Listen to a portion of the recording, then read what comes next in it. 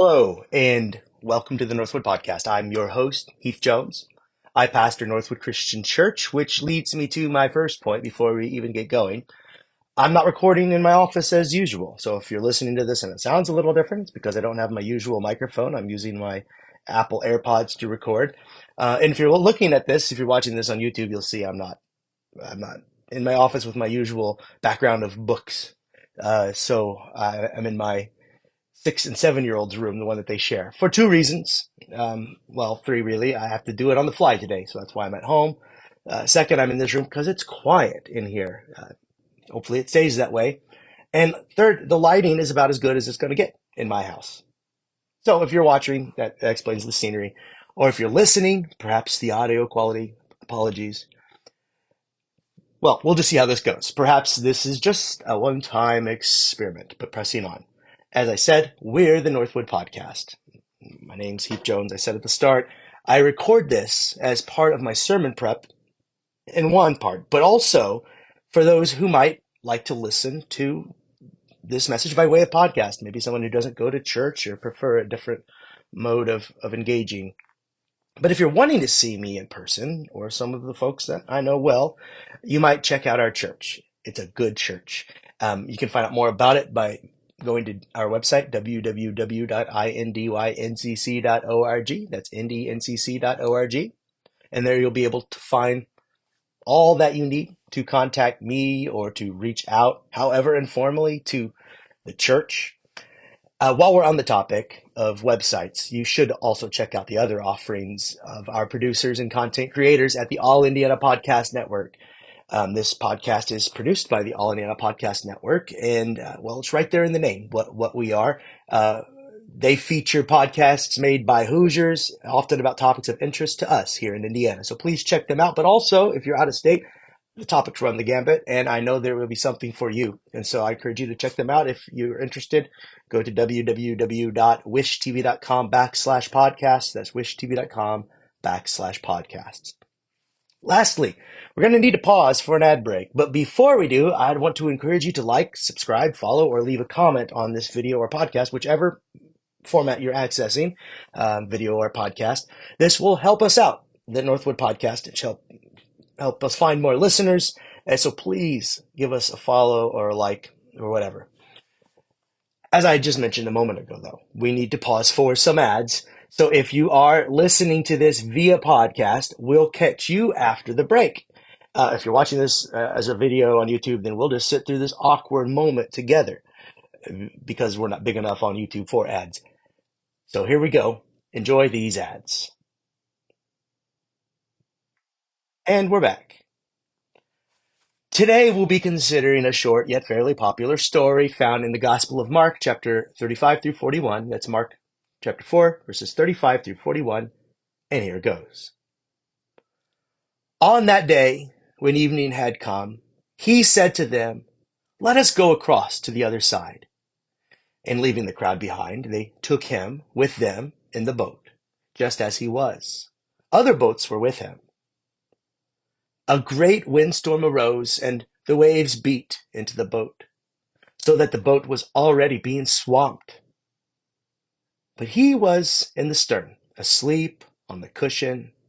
And they woke him up and said to him, "Teacher, do you not care that we are perishing?" And waking up, he rebuked the wind and said to the sea, "Be silent, be still." Then the wind ceased, and there was a dead calm. He said to them, "Why are you afraid? Have you still no faith?" And they were filled with great fear and said to one another, "Who then is this, that even the wind and the sea obey him?" This story picks up just where we left off last week, with the words "on that day" being what sets off the story. That day being the day when Jesus had been teaching the crowds about the realm of God by way of parables. And some of his most famous parables had come just before what we just read, the story we just read, the parable of the sower, where Jesus is scattering seed and comments on how life grows in the realm of God. The parable of the lamp hid under a basket, how when you have something bright and precious like the realm of God, the gospel of Jesus, you do not hide it. Or as we discussed last week, the parable of the mustard seed or tree or bush, what have you. Check it out if you missed it. But now Jesus has led his friends straight into disaster. The text doesn't explain exactly why Jesus took to the water. Some speculate that he needed to take a breather and that this was his way of getting away from the crowds that bombarded him. I could understand that. Makes sense. Plausible explanation. But in any case, his decision to take to the water at all put he and his friends at more risk than perhaps he should. It's kind of a maybe he should have known better moment. And what happened next is the rest of the story. I'll paraphrase it to maybe insult your listening skills. I know I just read it, but in case you missed something, a storm came. The boat was then under risk of going under. Translate, everyone may well die, and they don't know what the future will hold. It is in this context, in this life and death situation, that Jesus continued to sleep. Imagine this. His friends waking him up from sleep in the midst of a storm. No wonder they were wondering at his lack of concern. Why don't you care that we're going to die out here? That's my paraphrase. So Jesus turns to the sea and the wind and all of the chaos, and in just one sentence wipes it away. Rebukes the storm, the wind, the waves. And this word, it's a hard word. Rebuke. Even in the original language, it's forceful. It's the same word Jesus uses to cast out devils. That's the power of force we are meant to imagine here when Jesus stands and confronts the storm. You don't want to come at a problem with this much energy if you can't meet the moment with enough power to make the change that you want. What I mean is, if Jesus were to stand up and rebuke the storm, and if the wind and the waves were to continue, he's going to look pretty foolish. Standing there impotent like the rest of us before the bad weather. He'd better know what he's doing before he stands up, and we must assume that he does, which is why he has the confidence to do what he does. But make this miracle story make of it what you will. What happens next is, kind of classic miracle stuff. The wind and the waves obey him. The storm ceases. The winds settle down as if by magic. The storm dissipates. Then Jesus gets on his disciples' case for allowing their fear to cloud their vision, or rather, for allowing their fear to keep them from believing that Jesus could see them through the storm. He was sleeping. I think that if I were the disciples, I'd be confused too. And the disciples took him to be indifferent to their plight, and understandably so. But as the story unfolds, we discover that Jesus does not continue his nap during this storm because he's indifferent. He is able to sleep because he is not afraid of the storm. He knows somehow that the storm will not hurt him or his friends. Jesus chides them because he doesn't want them to be afraid anymore. Is the same true of us? May we say the same thing of us? I must admit, when I was younger, I didn't really see much use for stories like these, miracle stories like these, Jesus's miracle stories, really. I thought that they were pretty cool, but what did that mean to me? Jesus may have healed some lepers or other diseased persons, but that hasn't happened to me, at least not with the excitement as one might expect to accompany one of Jesus's miracles. So Jesus calmed the storm, fed the crowd 2,000 years ago, cast out demons. I remember hearing all of these stories as a child. And while we're on it, what of the sheer unbelievability of the miracle stories, even for a child hearing them? Did you ever see someone walk on water? For some of us, these miracle stories are obstacles to belief, and it is hard to imagine such things occurring. But even so, even if one were to believe these stories, taking them at face value, and looking for similar things to occur near and around them, still, what good would it be if we could conjure up such magic today? Once, long ago, when me and my brother and my sister were kids, my brother and I attended some sort of children's revival.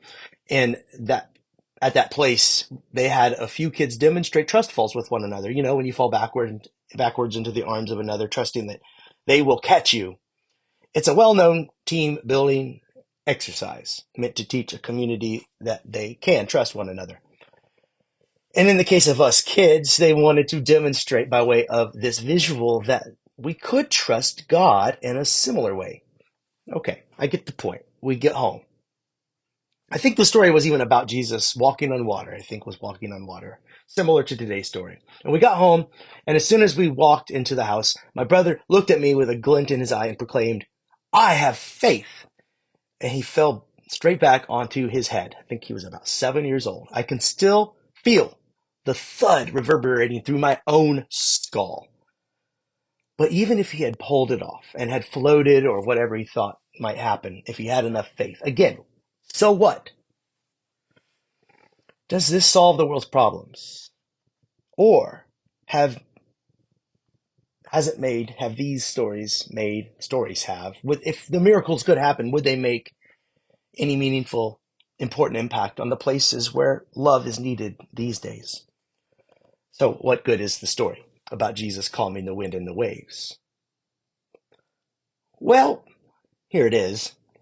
Like the rest of Jesus' other miracle stories, there is a deeper message here.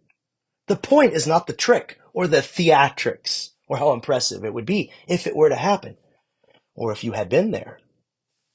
The point is what the story is meant to teach us about God's control over our world's chaos and the grander scheme of things. And by the way, you can arrive at this deeper meaning even if you struggle to believe that the miracle story, in fact, occurred in history.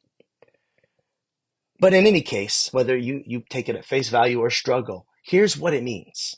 And I'll get there by way of a very well-known scene from the book of Revelation. We've been doing a Bible study on Revelation at my church, and so this is on my mind. And in the 4th chapter, the heavenly throne room is described in ways meant to communicate the power and beauty of God. By way of metaphor and symbol, not to be taken literally, I emphasize. But there is described a sea as still as glass, the glassy sea you've heard about in song and in art. It's popularly rendered sea of glass in our songs and whatnot. And I mention these to note just how this glassy sea has captured our imaginations. And it sure would be nice hanging out with God and the saints with an oceanfront view with that amount of calm. Except, you see, it wouldn't be nice. For in Jesus' community and in those days in the lives of the Jewish people, the sea represented to them was a symbolic stand-in for chaos and all that was wrong with the world. It was used metaphorically in Scripture and in their art to represent all that is calamitous, dangerous, unpredictable, and unjust in the world. The evil, the ugliness, all of it. And the ocean, it claims lives without discretion. And they noticed that last year when that submersible was lost during that sightseeing dive of the Titanic. Part of what captivated people about that story was, I think, that this had happened to the billionaire class. You see, the ocean is not classist. And they knew that back then in Jesus' day as well as now. And now the mightiest nations around the area would strive to tame the ocean. The Greeks had a great navy, for instance, but even so, the risk or reward ratio for mastering control over the sea remained steep. No pun intended, deep or steep. The Jewish people never built a military force, though, on the water, a navy as it were. They struggled with overseas commerce as well. For them, the sea remained a very frightening, gargantuan force. Leviathan, the sea monster, was the ocean. So if you think that the first readers of John's Apocalypse would read of that description of the heavenly throne room and the glassy sea by the throne of God, and think of it as one of the perks, think again. If you were there, one might think, great, here we go again. The sea in the way, the forces of chaos, here, even at the very home of God, and between the people and the throne of God, an obstacle still. But if you read Revelation 4 later, notice that the sea sits between the heavenly hosts and the throne of God. You have to pass through the chaos in this situation to be in the full presence of God. So we're going to need another miraculous crossing is the implication. Memories of Moses and the crossing of the Sea of Reeds and the miraculous crossing there and the Exodus come to mind. Memories of Joshua crossing the Jordan River into the promised land come to mind. Both obstacles to be overcome. But why in heaven? Why in the throne room of God? Why this chaos still there? What gives? And now we arrive at the importance of its calm. It's a glassy sea, remember. Smooth as smooth because God keeps it that way. The point, God is even over and in control of the forces of destruction and chaos in our world. The oceans of evil that overwhelm us will not overwhelm God, is the point, and we are God's children. The glassy sea represents God's commitment to and power over the forces of evil, commitment to besting the forces of evil and power over them. And the waters, they're churned up these days. Don't you know it? What with the wars and the genocides and the world heating up literally and figuratively. But in Revelation, the prophet sees that even so, God may hold the waters still enough for us to make it through. So now back to the story. This is all in the background of the original readers of the story in Mark. All of this symbolism meant to be carried into the story we're considering today, and Jesus sets sail over the forces of chaos. The storm arises, as storms inevitably do. And even so, Jesus sleeps, because he knows that even the worst of storms will not end him. It's as if to say, those forces of chaos, they have no hold over me. See, I'll just take a nap in the face of the storm. I wonder, can that calm be ours? When woken, Jesus commands the storm to stop. In doing this, he shows his friends that the same power that holds power over the sea in God's throne room is his as well. Jesus wants his friends to know that they too can pass through troubled waters unharmed and live to tell the tale. Or even if not. Remember what happened when they killed Jesus? The most violent of the forces of evil in our world is death, after all. But Jesus showed us that in God, we have power over the very worst that may happen to us. And we remember this on Easter and are reminded that this power is even ours. We have every reason to hope. And here's how the miracle stories do become relevant to us today. They may not help the likes of my brother skirt the laws of gravity. And I hate it when people set up these sorts of things as tests to faith.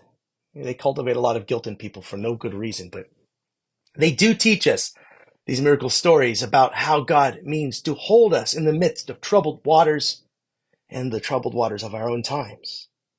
Calming storms, walking on water, these miracles, as impressive as they would be to see, in fact, are small potatoes when compared to the greater miracles we hope for and that God has promised us in the grander scheme of things.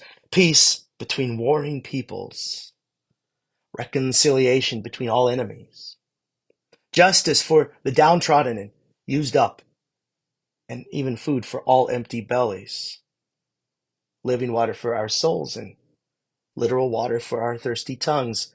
In these days, these things seem like miracles too great to hope for. And when I do lose hope, I occasionally, it does happen, I occasionally lose hope. Well, when it happens in these moments, I'd be quicker to believe that Jesus could fly, walk on water, or any number of things before I could believe that Democrats could sit down with Republicans for a meal. But this is the miracle we believe in, and not just the healing of these very temporal partisan divides, but the healing of us all and all together. Who is this who has power over the wind and the waves? The same who has power over the forces of destruction and greed in our own times. We are people of faith and are called to believe that even in the storm, there's time for a nap. Jesus took a nap. But who could justify a nap these days? In other words, who could justify claiming for themselves a space of peace and calm in the face of the wind and the waves? Well, the one who has faith that God holds us through the forces of destruction in our world, that's who. And not only do Christians have faith that God will hold us through such times, we believe that someday these storms will end. It's funny, really, that the glassy sea in John's apocalypse in what we call the book of Revelation has captured, it's funny that it's captured so much of our imagination in art and song and poetry and all that, because if you keep reading the book, it's in the fourth chapter you find that glassy sea, but if you keep reading the book, by the end, one of the last things God does to finalize the arrival of God's realm, to finalize the arrival of the space where all is as it should be, all that Jesus envisioned. Well, one of the things that God does for that to happen is remove the sea. Here it goes. Then I saw a new heaven and a new earth, for the first heaven and the first earth had passed away, and the sea was no more. I missed that detail my whole life. It's from Revelation 21, verse 1. So for all of you beach and ocean lovers out there, take a breath. It's all symbolic, as I keep saying. Remember, symbolic for the chaos of a world run amok. But if you were one of Jesus' friends reading John's Apocalypse, popularly called Revelation, for the sake of, again, I'd say, for the sake of clearing up confusion, you would remember that wind-tossed and frightening day on the sea, if you were the disciples reading this years later. And perhaps you think to yourself, it was good that Jesus taught us not to be afraid in the storms and on the choppy seas of life, but I'm glad to hope for a future when the sea will be no more, when the hurt will be no more, when the confusion will be no more, when the violence will be no more, when hunger will be no more, when, as the writer of Revelation puts it, there will be no more tears. Don't settle for the world we have now. Settle for the world Jesus calls us to strive for. And so here we are, a diverse group of people considering a story that some find wild to believe, while others take it at its most face value meaning. But whatever your thoughts on the probability of miracles, hearing the voice of Jesus calling to us through all storms, the metaphorical and the very literal, hear it. Hear the voice. Jesus, the Christ, the one who understood and lived into God's purposes, full of God's power and God's Spirit, God's Son.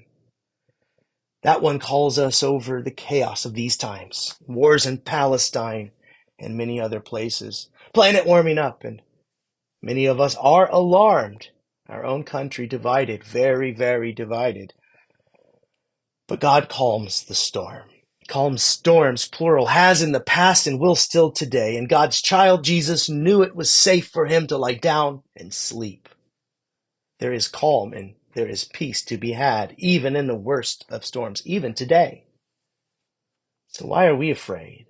Are you? Sometimes I am. Why are we afraid? Have we no faith? God is even now holding us through these storms. Some of us are even riding it out in relative mental and spiritual calm, even if everything else seems topsy-turvy. And God is with us in all of these tossed and turned boats. I guess the point is, people of faith, we don't have to be afraid anymore.